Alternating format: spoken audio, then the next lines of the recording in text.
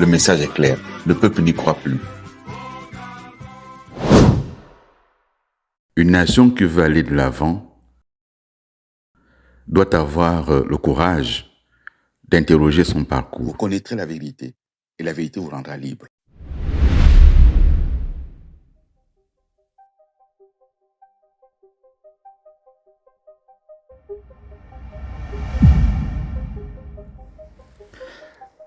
L'année 2013 est assez particulière. Elle l'est parce que d'une part, je consolide un peu mon rôle au niveau de la présidence de la République auprès du chef de l'État. Elle est aussi parce que c'est une année politique. Il y aura le congrès du PDG. Elle est également parce que dans la suite des premiers arrêts de chantier, elle va connaître également l'accélération de certaines réformes. Et c'est cette année qui me permettra également de me déplacer. Me déplacer en Europe, rencontrer un certain nombre de grands organismes internationaux, de grandes ONG, pour une raison simple. C'est que le président de la République tient à ce que l'image du Gabon s'améliore. Il y a d'un côté le classement mondial de la perception de la corruption qui indique que le Gabon est dans le bas du tableau. Ce classement qui est publié chaque année par Transparency International fait du mal à l'image de notre pays. Parce que le chef de l'État s'emploie à essayer de diversifier les partenariats, à présenter le Gabon partout dans le monde comme un pays qui dispose d'un projet qui veut être émergent en une génération. Il faut donc pour cela attirer des investisseurs. Mais quel investisseur viendra lorsque votre pays est en rouge sur le classement mondial de la perception de la corruption?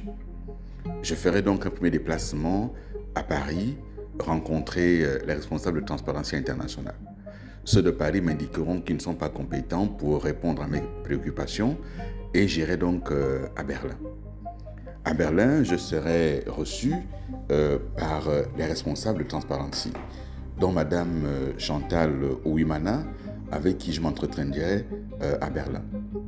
De retour à Libreville, je ferai un compte rendu au président de la République qui me demandera de repartir. De repartir à Berlin, cette fois-ci, avec l'un de ses collaborateurs, le professeur Guy Rossatanga, mais également avec Jean-Fidèle Otando, qui à l'époque est au niveau de la direction générale du budget. Cette mission, nous allons l'effectuer et nous serons reçus, bien sûr, au siège international de Transparency à Berlin, avec toute l'équipe autour de Madame Chantal Ouimana, avec Lucas, qui s'occupait de la zone Afrique, et cela nous a permis de présenter les attentes du Gabon. Les attentes du Gabon dans ce domaine-là, ce n'était pas seulement la question de l'amélioration de la perception, c'était surtout essayer d'implémenter dans notre pays le programme que Transparency mettait en œuvre, ce qu'ils appelaient le système national d'intégrité. Ce système national d'intégrité voulait dire que nous allions revoir toutes les lois du pays, nous allions revoir également l'organisation de notre pays, de sorte que toute la hiérarchie administrative du plus bas niveau jusqu'au sommet de l'échelon arrive à s'engager. Le Parlement également, le gouvernement bien sûr, et tous ceux qui géraient les deniers publics, qu'ils soient administrateurs de crédit, qu'ils soient ordonnateurs de crédit, qu'ils soient comptables publics, tout le monde allait s'engager à mettre en place ce système national d'intégrité. Madame Chantal Ouimana effectuera d'ailleurs une mission à Libreville et sera reçue au palais de la présidente de la République. Le programme qu'elle met en place devait commencer par un séminaire gouvernemental pour la présentation du système national d'intégrité. Chacun devait bien sûr s'engager en ce qui le concerne. Pour ce qui est des lois qu'il fallait modifier, le Parlement était disposé à accompagner le gouvernement.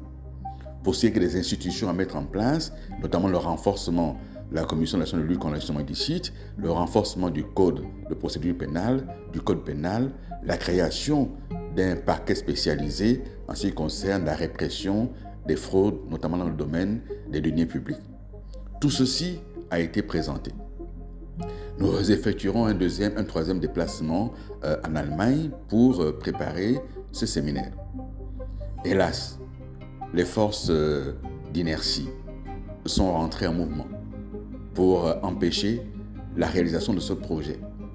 On a commencé à torpiller le projet, à indiquer que, ouais, mais monsieur le président, faites attention, Alain Claude veut vous piéger, il veut que les gens viennent regarder ce qu'il y a à faire, il veut qu'on vienne jeter un œil sur la gestion des deniers publics, il faut faire attention, qu'est-ce qu'il y a derrière la tête. Ces personnes se trouvaient au palais. D'autres dans la chaîne de la gestion de l'argent public. Des personnes qui n'avaient pas intérêt à ce qu'il y ait la transparence. Des personnes qui n'avaient pas intérêt à ce que les ressources de l'État soient gérées de manière orthodoxe. Des personnes qui ne voulaient pas que la question de la caisse unique du Trésor devienne une réalité. Ces personnes qui au quotidien faisaient de grands discours, mais qui là, tout à coup, se retrouvaient en train de mettre les bâtons dans les roues. Le séminaire gouvernemental n'aura jamais lieu. L'implémentation du système national d'intégrité n'aura jamais lieu. Parce que, hélas, et c'est aussi cela qu'il faut comprendre, les gens ont tendance à imaginer que la gestion de l'État, c'est un bloc monolithique, qu'il n'y a pas de contradiction interne, qu'il n'y a pas là-dedans des forces d'inertie qui affrontent les forces de progrès. Et domaine par domaine, on retrouve ces enjeux, des enjeux de pouvoir, des enjeux pour essayer de faire avancer les idées, mais confrontés aussi à des forces d'inertie. Je dis clairement que dans ce dossier, le professeur Guy Swatanga Rio a été exemplaire. Il a présenté au chef de l'État les enjeux. Il connaissait bien Mme Chantal Ouimana et lui, il insistait pour que le Gabon adhère à ce programme, pour améliorer notre perception. Mais aussi, ça allait aider à améliorer le climat des affaires.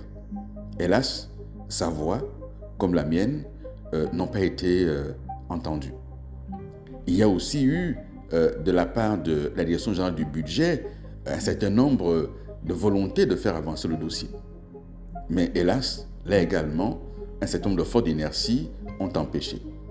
Et le gouvernement, qui n'était pas impliqué à ce niveau, dans un premier temps, n'a pas su accompagner non plus. Et c'est cela qu'il faut retenir. Cette question de la corruption dans notre pays, c'est quelque chose qui empêchera le Gabon d'avancer tant qu'on n'aura pas mis en place des mécanismes réels de lutte contre la corruption. Et lorsqu'on voit ce qui se passe aujourd'hui, avec les marchés publics qui sont attribués aux copains, coquins, consanguins, ça ne date pas que d'aujourd'hui, mais ça s'est amplifié. Nous lutterons pour toi toute notre vie. Nous lutterons